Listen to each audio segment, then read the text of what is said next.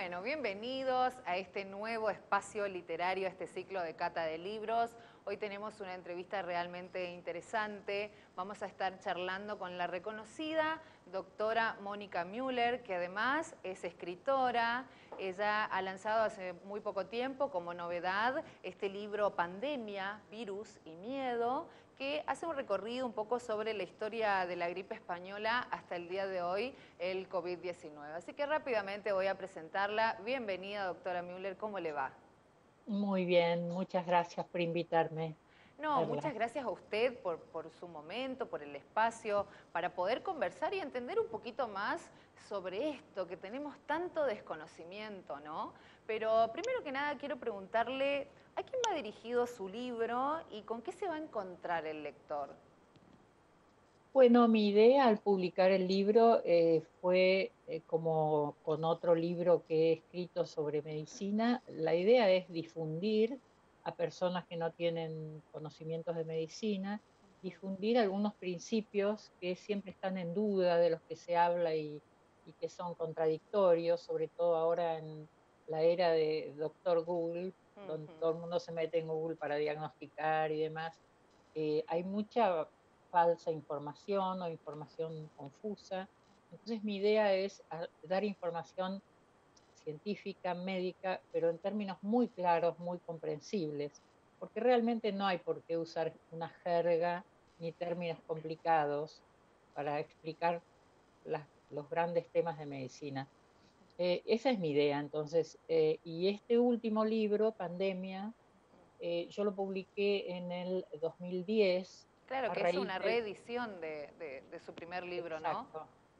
Es una reedición de mi libro Pandemia, que publiqué en 2010, a propósito de la epidemia de gripe A H1N1 que ocurrió en el 2009. Sí. Lo publiqué en ese momento, pero había estado investigando y trabajando desde 10 años antes sobre la gripe española de 1918. Entonces el libro está compuesto de todo el relato de aquella gripe de 1918 que fue tan impresionante, es la causa de muerte de mayor cantidad de personas en el menor tiempo en la historia de la humanidad. Ujú. Me interesaba mucho ese fenómeno. A continuación escribí durante todo ese año 2009 todo el transcurso de esta gripe A H1N1 en la Argentina y en el mundo. Y además agregué, bueno, detalles como un análisis de las teorías conspirativas sobre las pandemias, un estudio sobre qué es la inmunidad, cómo funciona, qué Sí. son los virus y qué son los gérmenes. Y finalmente este año agregué una última introducción, actualización sobre el nuevo virus SARS-CoV-2. Bueno, como para repasar, queremos que nos diga qué es el coronavirus y qué es lo que produce en el cuerpo que termina siendo tan letal. Bueno, este es solo un coronavirus, hay muchos, todos permanentemente nos infectamos de algún coronavirus, a veces sin saberlo, porque hay infinidad de ellos, todos de la familia coronavirus, que solo el término coronavirus solo quiere decir que tiene una forma como si tuviera una corona de espículas, como todos hemos visto ya. Son virus que producen muchos cuadros, resfríos, diarreas, son muy comunes. Este coronavirus se parece bastante, mucho diría, a otros dos coronavirus que son el SARS y el MERS, que han provocado epidemias, no epidemias, sino brotes pequeños que han sido controlados rápidamente, y son un tipo de virus que entra por el aparato respiratorio y que producen síntomas en general respiratorios. El SARS y el MERS producen neumonías muy graves con una alta letalidad. Este virus también entra por el aparato respiratorio, como todos sabemos, y produce también neumonías atípicas graves, pero por lo que se está descubriendo últimamente, produce otros cuadros de tipo digestivo y de tipo neurológico y de tipo renal. Lo último que se supo, una de las últimas cosas que se supieron fue que produce una coagulación en todas las pequeñas arterias. Eso produce daño en muchísimos órganos, ¿no? Riñones, cerebro, pulmones. En realidad se está sabiendo día a día una característica nueva de este virus, una forma nueva, digo, cada día se conoce una forma nueva que tiene este virus de enfermar y de dañar. Lo interesante es que estamos descubriéndolo, yo diría, online, Claro. porque cada descubrimiento que está haciendo la ciencia está siendo difundido rápidamente y eso tiene para mí su lado muy bueno, porque estamos enterándonos de todo esto, y su lado malo, y es que produce mucha incertidumbre en las personas. Claro, que usted, Realmente, quiero detenerme ahí, doctora, disculpe que la interrumpa, porque usted mm, menciona en el título de su libro virus y miedo. Si puede mm, desarrollar un poco más sobre la palabra miedo que hace mención. sí, todas las epidemias producen miedo y han producido miedo desde el principio de la humanidad, la aparición de un germen, algo invisible que empieza a enfermar a muchas personas y a diseminarse de una forma que no se conoce, es lógico que produzca miedo. Es un enemigo invisible y no sabemos ni dónde está, ni por dónde viene, ni qué nos va a ocurrir con él, ¿no es cierto? Por eso es el miedo. Y en este momento, con esta comunicación que hay instantánea y universal, lo que decía es que es bueno porque nos estamos enterando de todo, no queda en manos solo de la ciencia este conocimiento, pero lo malo es que nos asusta más, sobre todo porque un día dicen no hay que usar barbijo, no es necesario, y a la semana siguiente sí todos deben usar barbijo, o no ataca solo los pulmones y a los 3 días dicen sí, ataca también el sistema nervioso. Digo, los descubrimientos que van haciendo los científicos van siendo trasladados día a día y minuto a minuto a todos. Y eso produce también un vértigo, un temor mayor, me parece. Tiene su cuestión buena y su cuestión mala. Claro. Doctora, y como para hacer un poco de memoria, porque también creo que hay mucho desconocimiento, me incluyo, ¿con qué otros virus letales, así como este COVID-19, convivimos que ya se ha descubierto la vacuna o que año a año, o que el cuerpo ya ha desarrollado ese sistema inmune, digamos? Bueno, virus con letales, mortales, digo, para mí pienso que los más graves, el más grave tal vez, y para el que no hay vacuna todavía, más de 30 años después de haber sido descubierto, es el virus de HIV, porque sigue habiendo contagios y muertes anualmente, sobre todo en el continente africano. No hay vacuna y la única forma de protegerse es la prevención, como todos sabemos. Sí. Eh, Después convivimos desde el principio de la humanidad, porque los virus están en el planeta antes que nosotros, así que hemos, desde que nació la primera persona, estuvo en contacto con virus. Virus como el del sarampión, virus como el de la poliomielitis, son virus graves, sobre todo la poliomielitis diría más que el sarampión, para los que sí hay vacuna y son virus de los que ya hemos aprendido a protegernos. Después hay virus como el de la viruela, que ya no hay más viruela, se ha logrado erradicar absolutamente la viruela en todos los países del mundo. Esos avances son muy conmovedores, me parece, de parte de la ciencia, y no solo de la ciencia, porque también esta forma de defendernos tiene que ver con la ciencia, con las vacunas, con los medicamentos, pero también con el conocimiento de cómo circulan esos virus, cómo es que infectan. Una vez que se conoce el mecanismo de acción de un virus, es más fácil protegerse de él, ¿no? Cuando pensamos que durante la peste negra que mató a un tercio de la población de Europa en ese momento, eh, no se sabía qué era y no se sabía cuál era el mecanismo de contagio, que es por la pulga de las ratas. Claro. La gente seguía conviviendo con las ratas en las casas, era normal, en las cuarentenas lo que lograban era encerrar a las personas en su casa con las Doctora, ratas. y con respecto a las presiones que hay desde algunos lugares para abandonar la cuarentena, para abrir la economía, ¿qué piensa usted como especialista al respecto? Bueno, yo como médica priorizo la vida a la economía.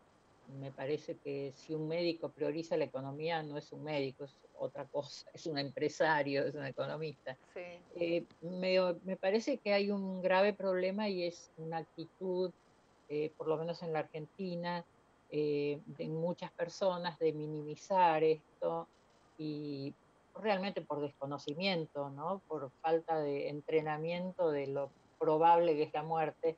Y hay una actitud también machista, Ujú. esta cosa de a mí no me hace nada, yo soy fuerte, yo soy inmune a esto, no le tengo miedo.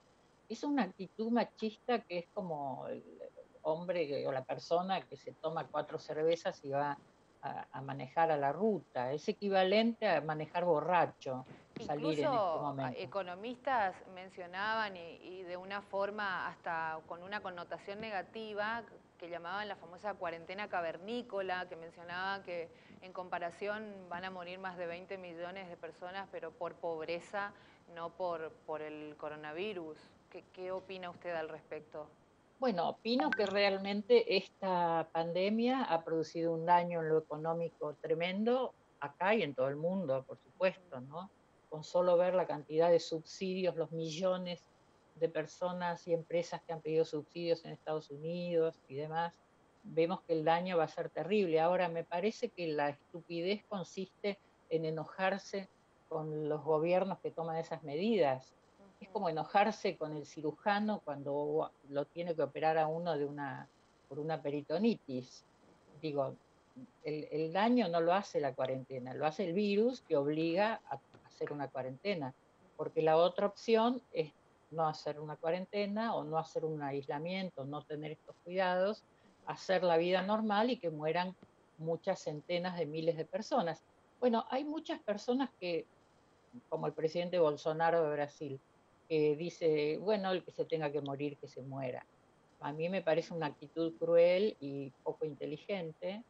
Y es muy peligroso porque hablando de inteligencia, circula esto de queremos una cuarentena inteligente. Con eso están calificando la cuarentena actual Claro. como si fuera una medida estúpida. Y lo estúpido es decir que hay que levantar la cuarentena realmente. Sobre todo porque no son decisiones locas y caprichosas de los gobernantes, sino tomadas en conjunto con los expertos, con los Claro que saben de esto. que hoy es la única medida vacuna, por así decirlo, la única prevención que tenemos. Eh, También quería preguntarle qué opina al respecto, porque se ha dado muchos reclamos con respecto al sistema de salud de personas que iban de repente con otra patología, pero no eran atendidas porque no tenían los síntomas, los mandaban a la casa. Bueno, hubo algunos casos, por lo que leí, 2 casos que por error dijeron que se volvieran a la casa y tenían una neumonía de otro tipo y se murieron de eso, por supuesto. Digo, hay casos puntuales, pero no creo que se pueda generalizar y decir que no se atendió a las personas que tenían otras enfermedades graves por, porque no tenían coronavirus. De hecho, se está pidiendo que las personas que tienen enfermedades o que necesitan ser operadas o seguir tratamientos vayan, Claro, consulten a su médico y que lo hagan, porque es verdad que muchas personas por temor, yo lo veo en mis pacientes, sí, por temor no van al hospital cuando claro. están con una enfermedad que requiere atención médica. Totalmente. Ahí también creo que la responsabilidad de los medios, ¿no? Una exageración por ahí de algunos acontecimientos que hace que suceda esto que usted mencionaba. Y también me llamó mucho la atención algo que usted decía en una entrevista con respecto al morbo que se utiliza de personalizar de alguna manera las muertes y demás. ¿Cuánta responsabilidad tienen los medios, no? Tenemos. Los medios tienen, sí, ustedes tienen una enorme responsabilidad porque son realmente el nexo entre lo que ocurre en otros ámbitos y la gente. Es verdad, yo creo que esto que, por lo menos al principio, porque eran menos los fallecidos, cuando se los mostraba y se mostraba la foto y se contaba la intimidad de esa persona, eso crea pánico en las personas y el pánico es muy negativo, realmente paraliza, no permite pensar bien.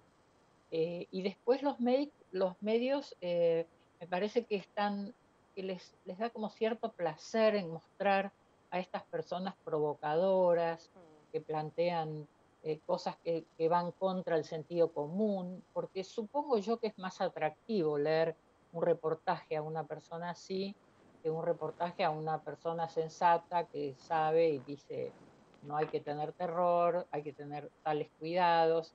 Es mucho más atractivo un loco que dice, qué sé yo, Trump, Bolsonaro, personas que dicen barbaridades, o me parece que se supone que es más atractivo que una persona tranquila que explica las cosas con calma.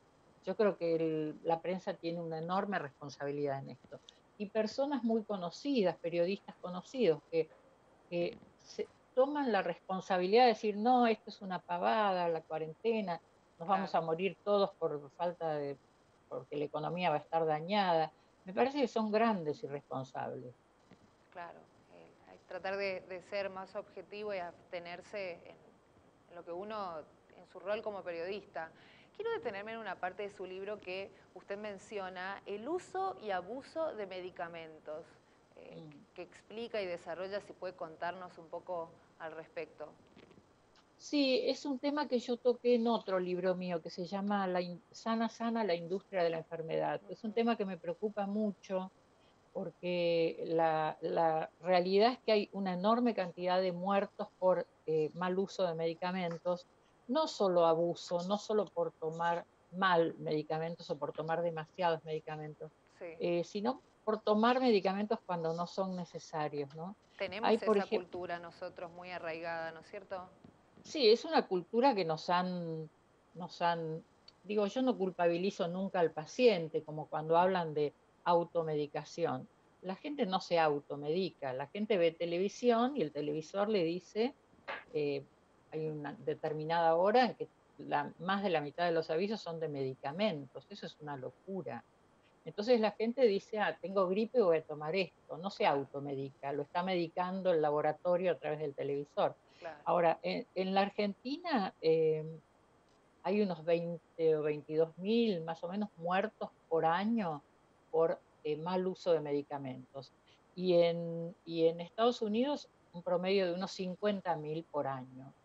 Y no son personas que locamente toman Ujú, cualquier cosa, son personas bien tratadas por buenos médicos en buenos centros de salud, ujú. pero el abuso de medicamentos, el uso irracional de medicamentos provoca muchas muertes. Aparte la responsabilidad también de la industria farmacéutica. Vos vas a una farmacia y tranquilamente podés pedir sin receta un medicamento que solamente dice bajo receta, venta bajo receta. Me parece que también tienen una gran responsabilidad. Tiene una gran responsabilidad, yo creo que es responsabilidad del Estado regular eso. Por Sí, ejemplo, en la Argentina se venden antibióticos sin receta. Esto es una locura, es criminal, es peligrosísimo para el paciente, peligrosísimo para la comunidad en la que vive y para toda la humanidad, porque el mal uso de un antibiótico puede provocar la aparición de una bacteria resistente a todo y podemos volver rápidamente a la era preantibiótica en la que la gente se moría por una infección en una muela. En ujú, cualquier momento puede suceder eso. La Argentina es uno de los pocos países donde uno puede ir a una farmacia y pedir un antibiótico cualquiera, porque hay muchos y hay que saber cuál tomar, en qué cantidad y si es necesario tomarlo. Enorme cantidad de los antibióticos que se toman en la Argentina son innecesarios y eso daña la inmunidad de la persona y puede producir esto de crear una bacteria multiresistente. Eso es algo que yo creo que, por supuesto, han impuesto los laboratorios porque les sí. conviene en lo económico y también creo que los estados deben regular eso. Es responsabilidad del Estado proteger a la gente de este tipo de cosas. Totalmente. Doctora, ¿y qué le parece que estamos repitiendo de otras pandemias y epidemias pasadas? Pensando un poco en la historia, ¿no? Como para no volver a repetir errores. Bueno, con respecto a epidemias pasadas, no sé, que estamos repitiendo es muy general. Me parece que lo que se repite siempre es un primer reflejo de todo el mundo y que ocurrió siempre, que es buscar un culpable, ¿no? Eso es un reflejo natural, eh, que yo creo que es un estado de infantilización en que se ponen las personas cuando tienen miedo, que es dónde está el cuco, quién es el culpable. Porque Claro. tranquiliza, si uno dice los culpables son los chinos que comen sopa de murciélago, nos quedamos todos tranquilos porque no somos chinos, no comemos sopa de murciélago. Claro. Pero es mucho más complejo esto. Puede ser que haya surgido en un mercado de Wuhan y es probable, pero el problema es que vivimos en una sopa de murciélagos, vivimos cerca de criaderos de animales criados en una forma absolutamente horrible, antihigiénica, animales hacinados, a los que se les da antibióticos desde que nacen, donde conviven animales con las personas que trabajan en situaciones horribles de explotación en estos lugares, hace que esté en contacto el humano con los animales y con las aves o con los porcinos, por ejemplo, Claro. y eso favorece enormemente la posibilidad de que haya un nuevo virus en cualquier momento que sea tan agresivo como este o más todavía. Todos los últimos virus que provocaron epidemias derivan de animales. Eso es por la deforestación que hace que los animales silvestres se acerquen a las ciudades, por por la fumigación que hace que los animales huyan de los lugares fumigados, bueno, por cómo Totalmente. está la gente medicada con su inmunidad destruida. Estamos creando un desequilibrio muy peligroso en el planeta. Totalmente. Y qué importante repensar de alguna manera desde el Estado, por supuesto, el apoyo y hacer foco en, en los laboratorios, en los científicos, en estudios, como también, por ejemplo, ya se anticipaba en el 2015 que íbamos a vivir una pandemia y pasó como una noticia más.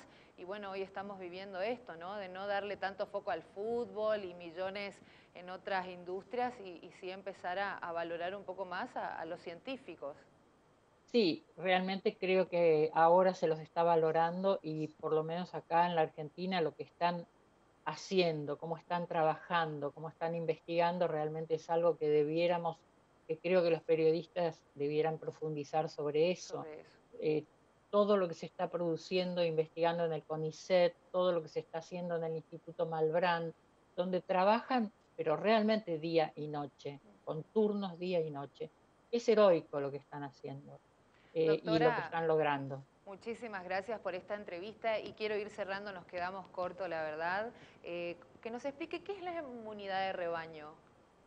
Inmunidad de rebaño se llama un fenómeno en epidemiología que consiste en que en una comunidad, cuando hay muchos individuos que estuvieron en contacto con el germen, ya sea porque se enfermaron o porque fueron vacunados, al germen se le hace más difícil contagiar nuevos individuos. Se Se va hace un debilitando. bloqueo. Se va bloqueando el acceso del germen, del virus, a otros individuos. Eso se logra cuando hay muchos individuos infectados, como han propuesto algunos gobernantes, que salgan y que se infecten todos los que puedan. Eso es, para mi gusto, cruel porque Sí, implica muchísimas muertes, pero es riesgo. real que esas personas van creando una inmunidad de rebaño. Y la forma artificial y no dañina, digamos, no cruel, es la vacuna, que logra lo mismo, la inmunidad de muchísimas personas para que al virus se le bloquee la llegada a las personas que no tienen inmunidad. Claro, lo que se está utilizando ahora de extraer sangre a los que ya han sido contagiados y fueron curados, ¿no? Bueno, este intento del plasma es muy interesante, o de hacer plasma equino, es decir, Sí. infectar a un caballo, que se usa mucho el plasma equino para muchas enfermedades, y también con humanos que lo están intentando acá, probando. Ese plasma tiene anticuerpos, es decir, que se le inyecta a un paciente que no tuvo la enfermedad, teóricamente, y lo protege para que no adquiera la enfermedad. Normalmente funciona así. En este caso todavía creo que no se sabe si esos anticuerpos son protectores o no, pero normalmente así funciona y es muy interesante. Doctora, muchísimas gracias por su entrevista y por despejarnos todas estas dudas. Esperamos pronto volver a tenerla en nuestro programa María Delirio. Te agradezco muchísimo, Perla. Muchas gracias. Hasta luego. Bueno, qué interesante esta entrevista, Gabriela, y cuántas Sí, dudas hemos despejado. sí, sí, totalmente. La verdad que me quedé muy concentrada escuchando todas sus todas sus devoluciones, todas sus opiniones, la verdad que también un referente.